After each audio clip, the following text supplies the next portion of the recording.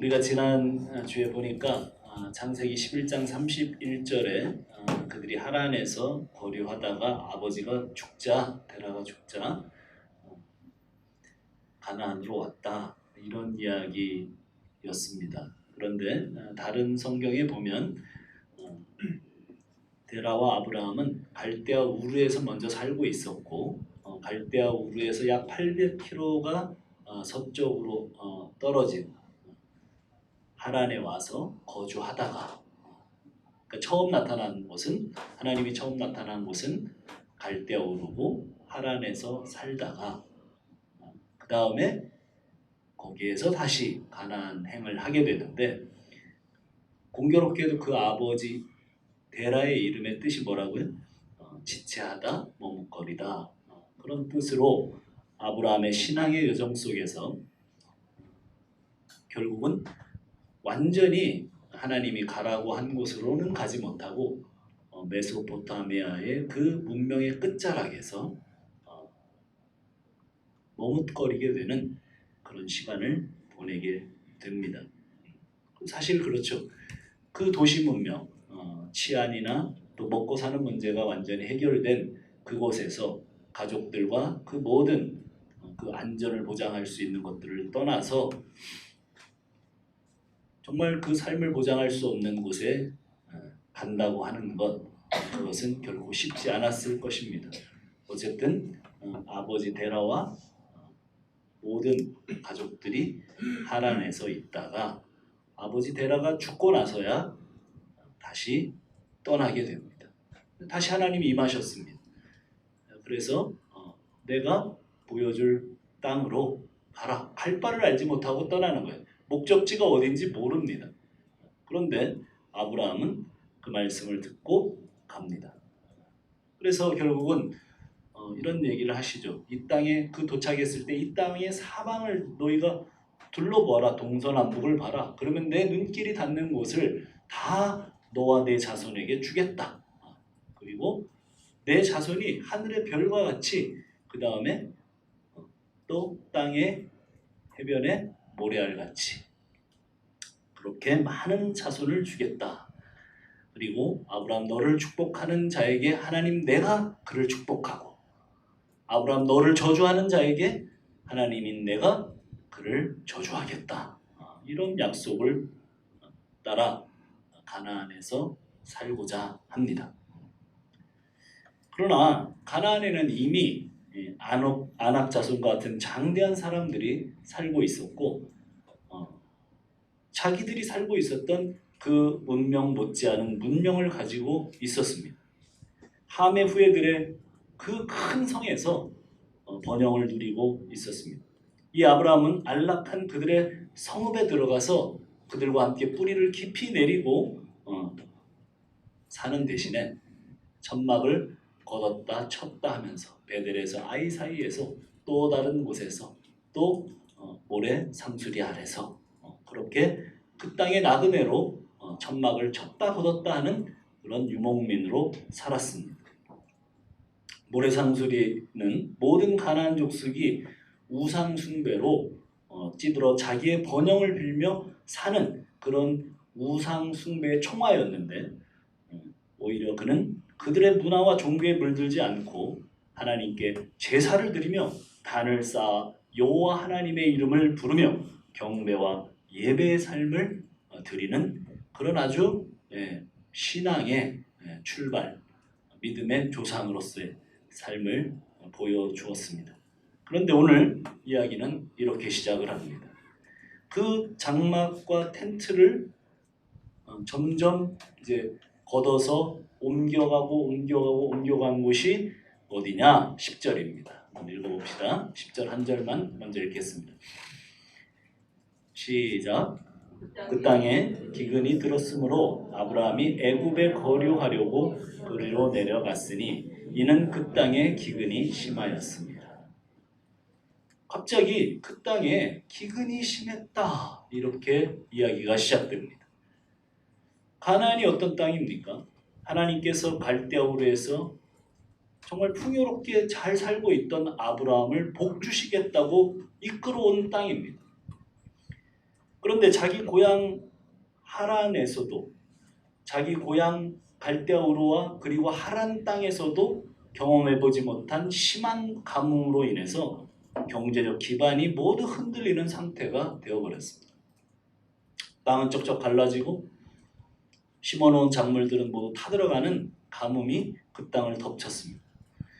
이제 복은커녕 지금 있는 가족들마저 굶어 죽게 생긴 극한의 상황이 됐습니다. 가장의 어깨에 드리워진 그 힘듦, 그것은 우리가 우리 조국이 IMF를 겪으면서 많은 가장들이 그 경제의 어려움을 견디지 못하고 자살하거나 또는 그때 보니까 서울역에 그 홈리스들이 엄청 생기게 되는 그런 사건들을 우리도 경험했습니다. 지금도 뉴스를 들으면 실직과 또 사업의 실패로 생을 달리하는 가장들의 이야기, 또 왜 죽으면 혼자 죽지, 또 가족들하고 같이 막 다 이렇게 죽는 그런 이야기가 또 가끔 우리에게 들려지곤 합니다. 근데 결코 쉬운 상황이 아니었어요. 지금까지 아브라함은 믿음을 발휘했습니다. 자기의 삶의 우상들을 척결하고 하나님만 의지하는 구원의 삶의 여정을 떠났습니다. 이제 하나님만 나의 인생의 가장 중요한 분이고 하나님 한 분만으로 만족하는 그런 모습을, 장막을 옮기고 단을 쌓고 장막을 옮기고 단을 쌓고 그런 모습 속에서 그 신앙의 고백으로 보여주었습니다. 신약의 제자들이 자기들의 배와 그물과 재산을 다 버리고 인간으로서 가장 중요한 인간관계인 아비와 어미를 뒤로 한 채 인생을 예수님께 걸겠다고 따라 나섰던 그 비장한 모습과 같습니다. 그러나 우리가 이미 알고 있는 것처럼 제자들의 신앙심과 제자들은 그것이 참인가 가짜인가 시험과 테스트를 거쳐야 했습니다. 그들은 얼마 가지 않아 예수가 전부요 우선이 아니라 예수를 이용해서 자기 배를 불리고 세상의 입지를 강화하려는 속내를 드러냈습니다. 예수를 위해 목숨을 바치겠다는 신앙의 고백은 자기 목숨이 위태로워지자 예수를 살해하는 것에 동조하는 배신의 무리임이 드러났습니다. 우리는 흔히 가룟 유다만 배신했다고 생각하지만 제자들 모두가 배신하고 자기의 갈 길과 살 길을 찾아갔습니다. 오늘 아브라함의 이야기는 그의 신앙과 결단 고백이 그의 삶에서도 똑같이 시험되어져야만 했습니다. 우리가 하나님을 믿고 따르게 될 때 마침내 우리 입술에서 하나님만이 나의 전부십니다. 내 생명보다 귀한 하나님입니다. 나는 하나님을 의뢰합니다. 그리고 예수를 믿습니다. 나의 인생을 전적으로 의탁하는 결단을 어느 시점인가 하게 되고, 그러나 오늘 그 결단이 되었다고 하더라도 정말 그것이 네 것이냐? 그것이 진짜이냐? 이렇게 물으신다는 거예요. 오늘 아브라함에게 물으시는 방식이 뭐예요? 기근입니다. 너의 인생에 먹고 사는 문제, 돈 문제, 경제, 재산의 문제, 이것이 없으면 모든 가족이 굶어 죽게 되는데, 망하게 되는데, 이 문제 앞에서 하나님의 약속과 하나님의 말씀, 그것을 네가 따라가겠냐? 네가 처음에 결단하고 갈대아우르와 하란을 떠나서 내 이야기를 듣고 내 말을 듣고 따라 나왔던 것처럼 네가 그렇게 여전히 살 수 있겠냐?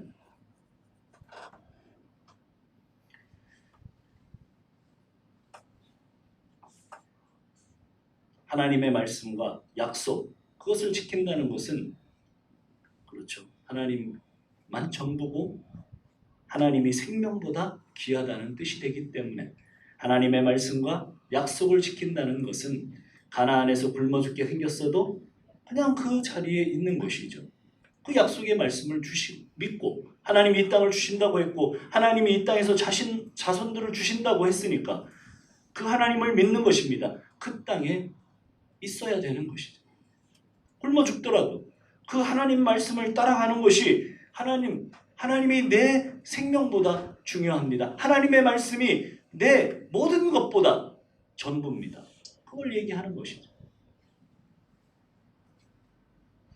우리가 하나님을 믿고 따르게 될 때 그 길이 마냥 꽃길이 아닌 이유가 그 때문입니다. 신앙이 입술의 고백과 같지 않다면 머나먼 인생의 여정 가운데 풍랑을 만난 배가 자초하듯 모든 것이 뒤집어져서 자기 속에 있는 것들을 드러내는 것처럼 그렇게 가룟 유다처럼 망하게 될 것이기 때문입니다. 기초가 잘못되어서 쌓아진 건축물은 언젠가 와르르 무너질 것입니다. 삼풍백화점처럼 아니면 또 우리가 기억하고 있는 성수대교처럼 그 건축물은 언젠가 와르르 무너지게 될 것입니다. 왜 그렇습니까? 진실된 재료와 진실된 기초가 아니었기 때문이죠. 서울에서 부산으로 내려가려고 했던 차가 방향을 잘못 잡아서 계속 춘천으로 그리고 강릉으로 간다면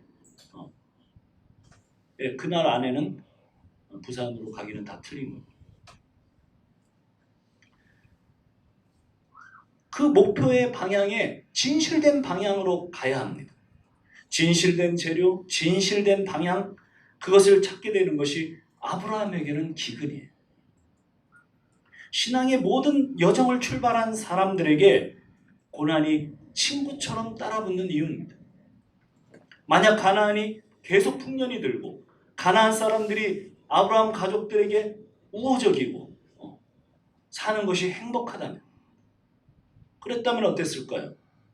아브라함이 왜 이집트로 내려가겠습니까? 그가 왜 다른 행동을 하겠어요? 그러나 그의 마음속에는 자기가 꽤 괜찮은 신앙을 가진 자기의 결단과 자기의 그 하나님 앞에 고백했던 그리고 그 예배의 삶이 자기가 진정 믿음이 있는 사람이라고 착각하며 살았을 것입니다. 이것이 문제예요. 근데 진짜 고난이 오고 어려움이 오고 기근이 오면 어떻게 돼요? 그게 아니었거든요. 그 속에 있는 것은 사실 그게 아니에요.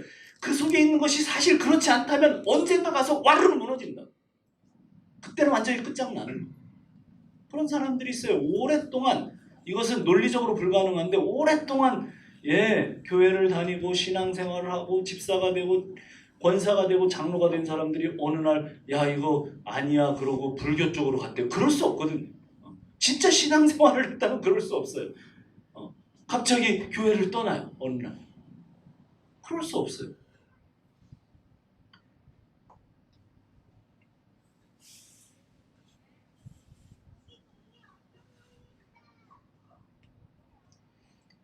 아브라함이나 다른 모든 이들도 아브라함이 대단한 믿음의 신앙이요. 그렇게 착각하고 살다가 그것이 진실이 아니기 때문에 언젠가는 무너집니다. 마지막 순간에 장로님들이 저는 하나님이 안 믿어져요. 그러고 가시는 분들 제가 봤어요. 직접. 그 마지막 순간에 무너진다니까요. 그래서 하나님이 약속하신 복된 땅에 고난이 오는 것입니다. 영생을 주시는 그 복된 상 가운데 고난이 따라붙는 이유입니다.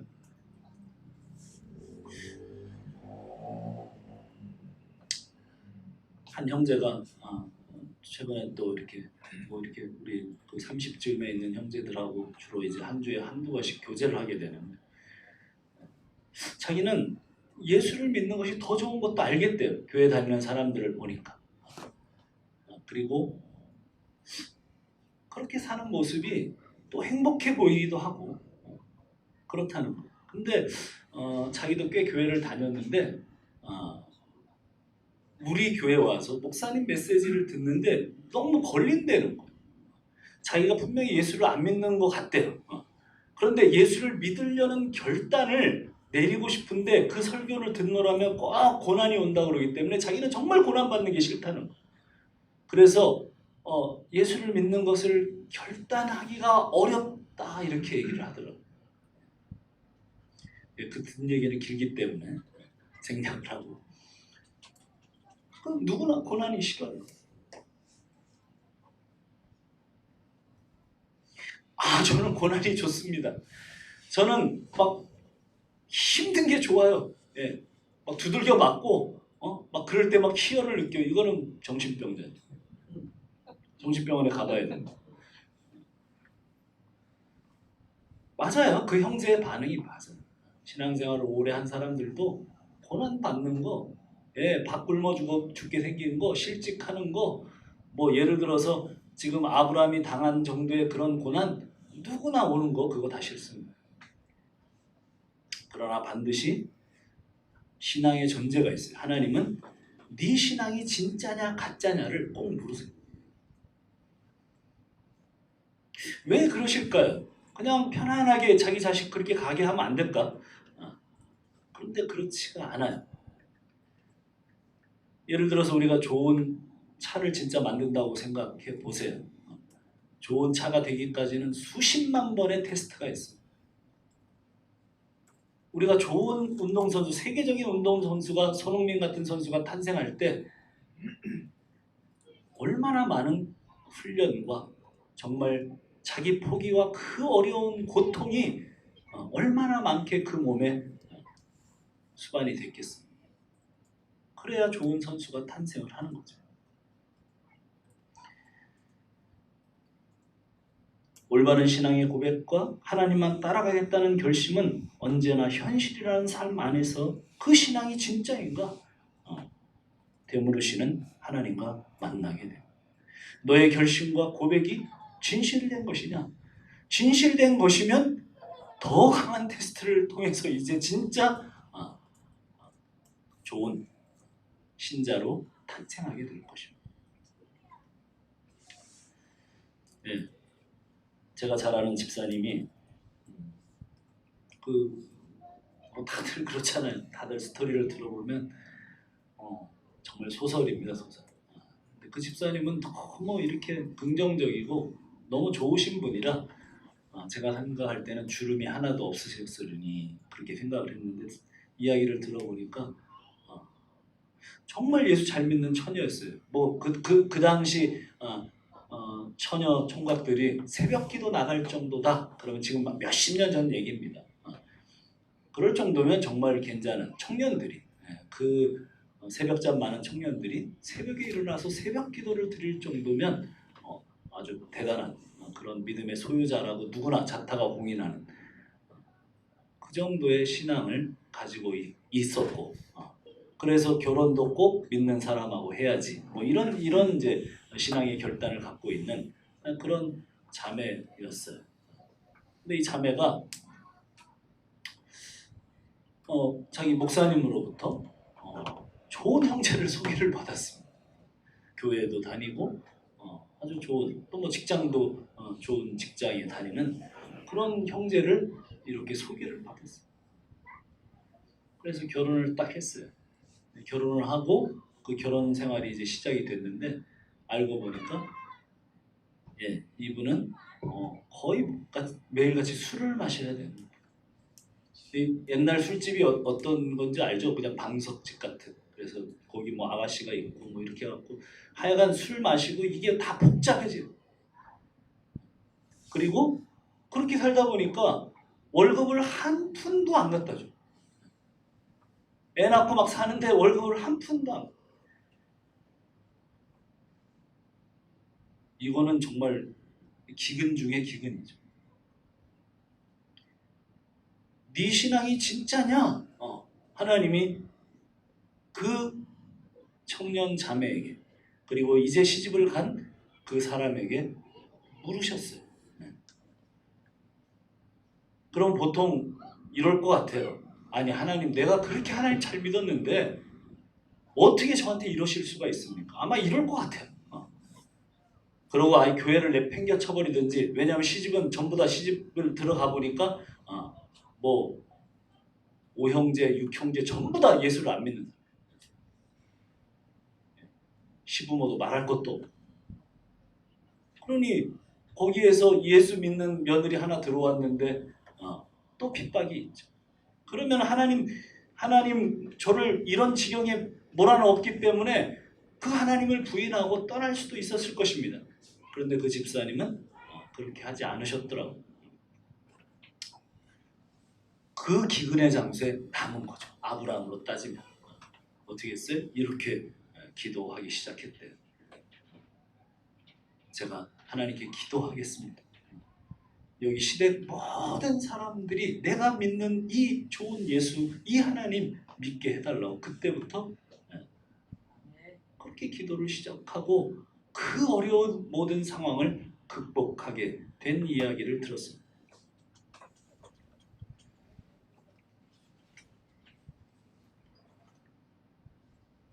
아브라함도 자기 신앙의 결단과 믿음의 고백이 가짜였음이 드러났습니다. 그는 자기가 믿는 여호와 하나님을 그 순간에, 기근의 순간에 결코 묵상하지 않았습니다. 하나님의 말씀을 생각지도 않았습니다. 기근에 대해 하나님이 말씀하시는 바를 들으려 하지 않았습니다. 그때야말로 더 제단을 쌓고 하나님 앞에 엎드려야 할 때임에도 불구하고 우리가 읽어보면 10절이 너무 순식간에 지나가 버립니다. 그는 기근 앞에서 즉시 스스로 살 길을 찾아 반응했습니다. 바로 바로에게 내려갔습니다. 아브라함은 그때부터 단을 쌓지 않았습니다. 단 쌓기가 뭐예요? 하나님께 자신을 드린다는 선언입니다. 하나님만 따라가겠다는 의사표시입니다. 더 이상 하나님을 따라가서는 이 기근 문제를 해결하지 못하니 이집트를 의지하겠다는 것입니다. 하나님이 가라는 곳으로 왔는데 굶어 죽게 생겼는데 무슨 신앙이 대수냐는 거예요. 그런 하나님은 믿을 수 없다는 거예요. 나에게 복 주시는 하나님이 진짜 하나님이지 세상에 그렇게 달콤한 복을 주시겠다고 자기를 불러낼 때는 언제고 이제 가나안에 오니까 굶어 죽게 만드는 그 하나님은 하나님이 아니라는 거예요. 토요일 아침 한 6시 반쯤에 제가 정기적으로 풋살을 하는 팀이 있습니다. ESPN이라고.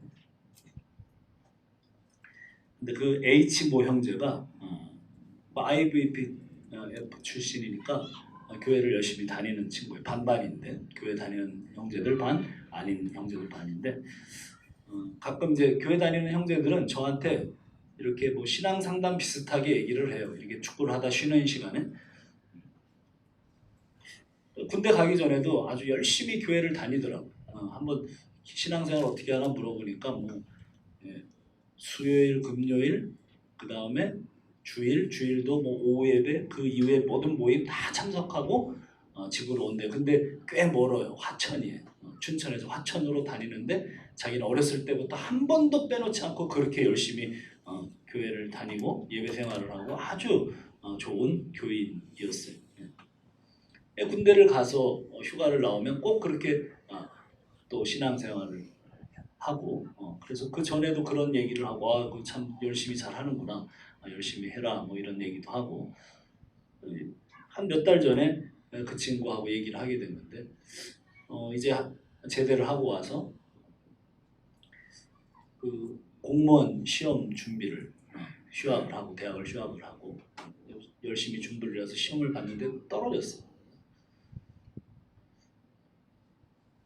근데 이제 그런 얘기를 하는 거예요. 떨어졌는데 아니 목사님이 떨어졌으면 너 참 안 됐다 이렇게 격려를 해주시는 게 아니라 너는 믿음이 부족해서 그렇다고 왜 그렇게 얘기를 했는지는 자세히 모르겠는데 짧은 시간에 얘기를 하는데 목사님이 야 넌 믿음이 부족해가지고 떨어진 거라고 이런 식으로 얘기를 하시더라는 거예요. 그래서 막 마음에 막 시험이 들려가지고 이제 교회도 못 나가겠다. 안 그래도 내가 그렇게 열심히 예배 생활하고 기도 생활 열심히 했는데 공무원 시험도 떨어지게 만드신 그 하나님 이제 안 믿으려고 막 그런 마음이 드는데 거기다가 목사님이 믿음이 없어서 막 그랬다 그러니까 안 나가겠다 막 이런 식으로 몇 달 전에 얘기를 하더라고요. 시험 이제 끝나고 나서.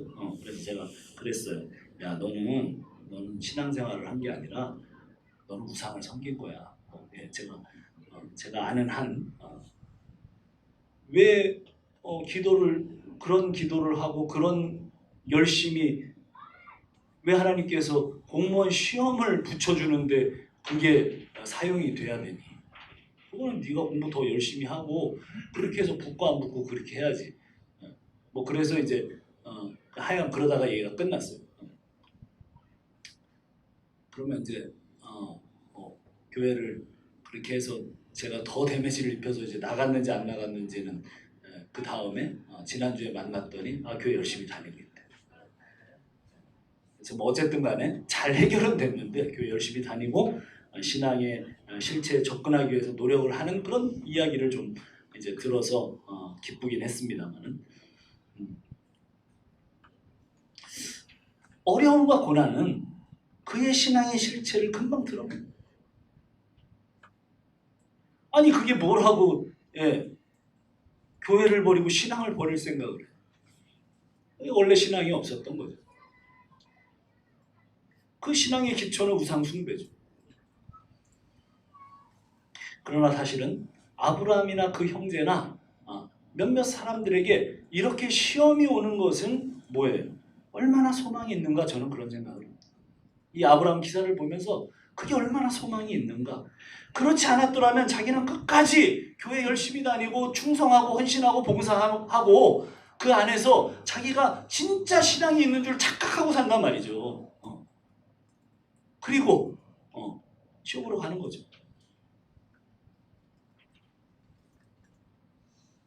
그래서 고난이 왔을 때 자기 실체를 보게 된 게 얼마나 소망이에요. 자기 실체를 알아야 바른 길로 갈 마음도 생기고 방향도 알게 되는 거 아니에요. 방향이 잘못됐구나. 내 기초가 잘못됐구나. 그러면 제대로 된 기초와 제대로 된 재료와 제대로 된 방향을 잡아서 신앙을 할 거 아니에요. 아브라함의 선택은 꽝이었습니다. 썩은 동아줄을 붙들었습니다. 하나님 말씀과 약속이라는 참 동아줄과 인생을 책임져 줄 것 같은 이 기근으로부터 해방시켜 줄 것 같은 이집트의 바로라는 썩은 동아줄 중에 바로라는 동아줄을 붙잡았습니다. 자, 이제 10절부터 13절 얘기입니다. 한번 쭉 읽어봅시다. 12장 10절에서 13절 시작. 그 땅에 기근이 들었으므로 아브라함이 애굽에 거류하려고 그리로 내려갔으니 이는 그 땅에 기근이 심하였습니다. 그가 애굽에 가까이 이르렀을 때 그의 아내 사라에게 말하되 내가 알기에 그대는 아리따운 여인이라.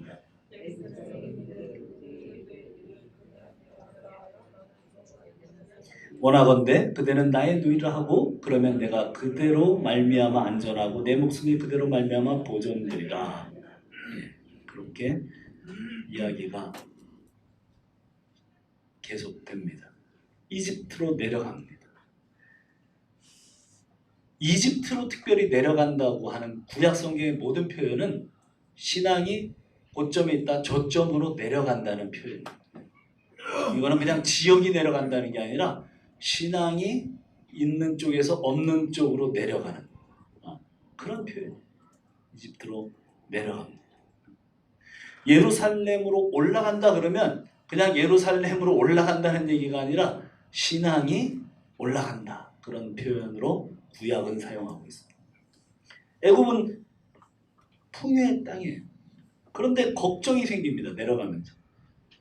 거기 가면 굶어 죽는 문제, 경제 문제는 해결되는데 강한 자가 약한 자의 것을 약탈하는 것으로 유명한 사람이 되고 영웅이 되는 함의 가치관, 니므롯의 가치관으로 살아가는 곳의 대명사가 어디냐면 이집트예요.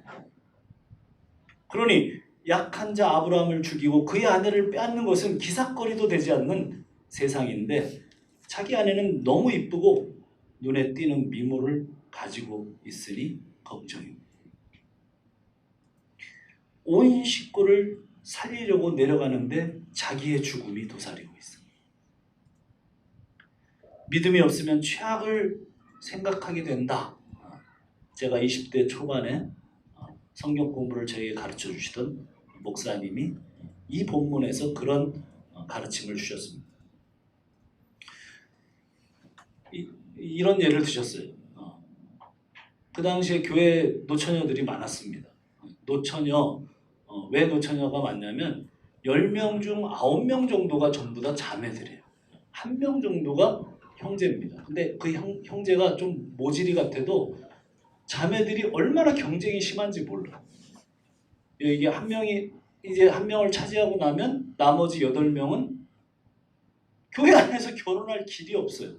그래서 뭐 여러 가지 형태로 나타납니다. 그냥 아유 하나님이 주실 때까지 기다리지 뭐 이래가지고 기다리면 나이가 먹고 그래서 이제 노처녀가 된 거죠. 그리고 그렇지 않은 사람들 중에는 밖에 괜찮은 형제들을 찾아서 나가요. 나가는데 어떻게 해요? 믿음이 내려가니까 이러다가 보면 내가 이렇게 나이 지금 먹었는데 그때는 30살만 되면 노처녀 소리를 들었어요. 지금 한 40쯤 먹어야 이제 노가 들어가는데 형제랑 사면은 한 30살 정도면 노처녀라는 소리를 들었는데 30살 이제 넘어가는 처녀들 중에서 이런 생각을 이러다가 정말 노처녀로 시집도 못 가고 늙어 죽겠다 이런 생각을 하고 어디로 갑니까? 밖을 기웃기웃거리기 시작하다가 결국은 아예 교회를 떠나서 결혼을 위해서 뭐 어디 같은 데 만나요? 그 목사님의 예화가 지금도 생각나는데 클럽에서 형제를 만났다. 클럽에서 만난 형제하고 결혼해서 오죽 결혼 생활이 그렇겠냐 이렇게 얘기하면서 그거를 증명을 막 이렇게 하더라고요. 믿음이 내려가고 없으면 최악을 생각하는 것은 맞아요. 그렇게 믿음 좋던 처녀가 그렇게 되는 거죠. 정말 최악을 생각하던 그 믿음대로 되는 사건이 벌어졌습니다. 그리고 진짜 아내를 팔아먹습니다. 14절 15절 12장 14절 15절 같이 한번 읽어봅시다. 시작. 아브라함이 애굽에 이르렀을 때 애굽 사람들이 그 여인의 심히 아름다움을 보았고 바로의 고관들도 그를 보고 바로 앞에서 칭찬함으로 그 여인을 바로의 궁으로 이끌어 들인지라.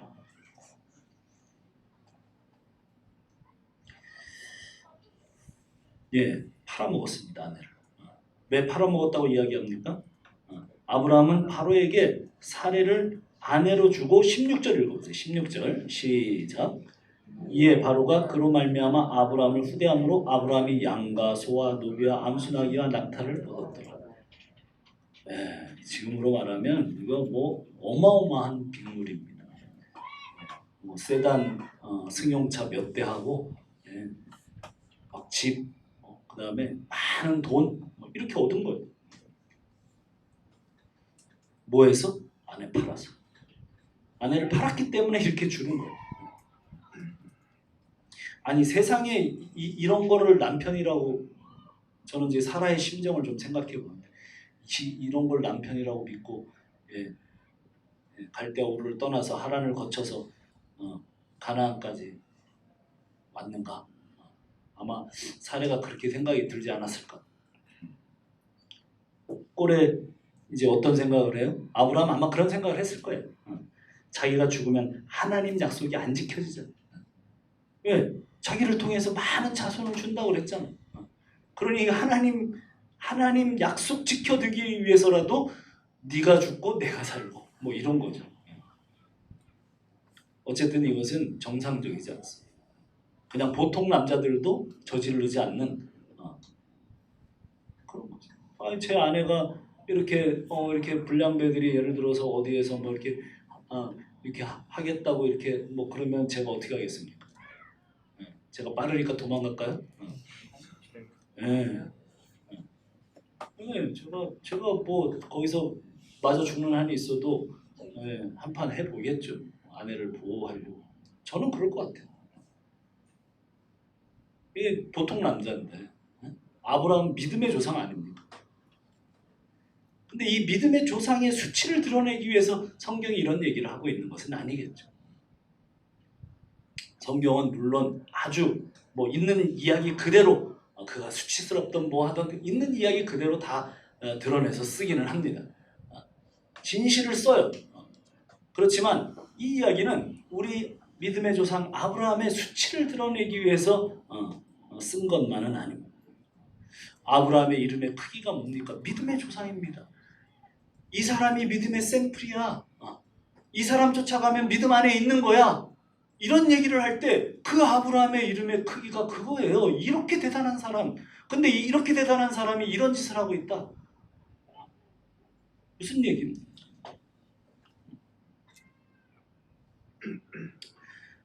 아브라함이 우리가 이렇게 지켜보니까 순간순간 믿음의 선택이 얼마나 중요한가, 이 메시지가 분명히 있어요. 그는 분명히 뭘 선택했어야 돼요? 거기에서 남는 선택을 했어야 돼요. 하나님의 말씀을 정말 자기가 지금까지 믿어왔던 것처럼 믿고 거기서 가나안에서 굶어 죽더라도 이 결단을 했어야 될 것입니다. 그러면 그 고난이 아마 적었을 거예요. 아내를 팔아먹는 것까지 가지는 않았을 것입니다. 거기에서 분명히 그 신앙의 크기를 하나님이 훈련과 어떤 것들을 통해서 키우시는 과정에서 훨씬 더 좋은 방법으로 되었을 거예요. 근데 그의 선택은 결국은 아내를 팔아먹는 입장까지, 그 밑바닥까지 내려가는 선택이었습니다. 그러나 우리가 바른 선택을 하지 못하면 어떻게 됩니까? 신앙에서 미끄러져서 넘어져요. 아브라함의 경우는 아내를 팔아먹기까지 미끄러졌어요. 넘어졌습니다. 그런데 우리가 여기서 곰곰이 생각을 해야 돼요. 우리도 종종 넘어집니다. 뭐 안 그런 척하고 있지만 저도 그렇고 우리 모두가 넘어져요. 그 신앙 앞에서 정말 하나님 쪽의 선택이 아니라 애굽 쪽의 선택을 합니다. 그때 무슨 얘기를 하고 있는 겁니까? 하나님의 인도하심을 최종적으로 믿으라는 거예요. 미끄러져서 완전히 끝장나는 사람이 있습니다. 가룟 유다, 데마, 여러 사람들의 질이 다 있습니다. 완전히 끝장나버리는 사람들이 있습니다. 그 사람들은 원래 처음부터 신앙의 그 안에 들어오지 않은 사람들이겠죠. 그러나 아브라함처럼 신앙에서 그냥 미끄러진 사람, 신앙의 길에서 잘못된 선택으로 인해서 미끄러진 사람, 봐라, 너희 믿음의 조상도 그렇지 않더냐? 저는 그렇게 느껴져요. 제가 실수를 하고 미끄러질 때 저는 그렇게 봅니다. 아브라함도 미끄러졌구나. 그리고 그걸 붙들고 일어납니다. 그래도 하나님이 그 아브라함을 붙들고 이끌어 가시는구나. 저는 거기서 그걸 봐요. 하나님이 그를 이끌어 가십니다. 성경의 이야기는 그 얘기를 하고 있어요. 그리고 결국은 우리가 믿음의 조상으로 부를 만큼 거기까지 하나님이 인도해 가신다는 것을 보게 돼요.